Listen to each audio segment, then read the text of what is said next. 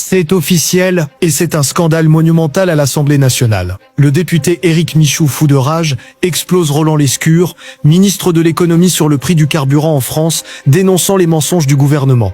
Une prise de parole historique, écoutez bien ce qu'il a déclaré. 2,40 € le litre de carburant en moyenne. Tout à l'heure, le député Tanguy était à 2,20 €, ça a augmenté depuis, malheureusement.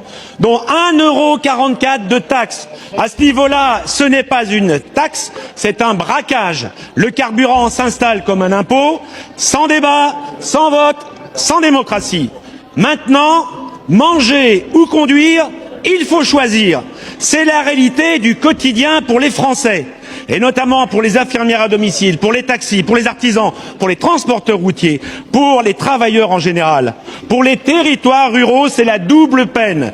Sans voiture, vous ne pouvez pas vivre. Après, les ZFE, c'est une nouvelle assignation à résidence.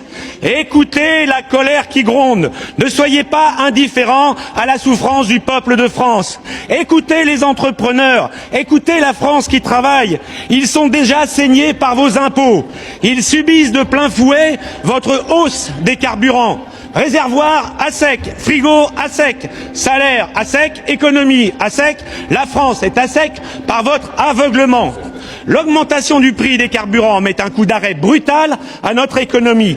Les Français renoncent à se déplacer et c'est l'économie qui tourne au ralenti. Pourtant, la baisse des taxes sur les carburants, vous redonneriez du pouvoir d'achat aux Français. Et c'est de l'argent qui n'est pas perdu. Au contraire, c'est argent qui retourne dans l'économie, retourne vers la consommation, et c'est de la TVA qui est créée.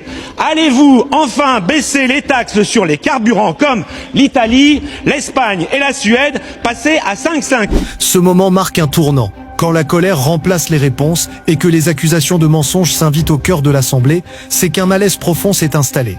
Le prix du carburant n'est pas qu'un chiffre, c'est le quotidien de millions de Français, leur pouvoir d'achat, leur capacité à vivre dignement.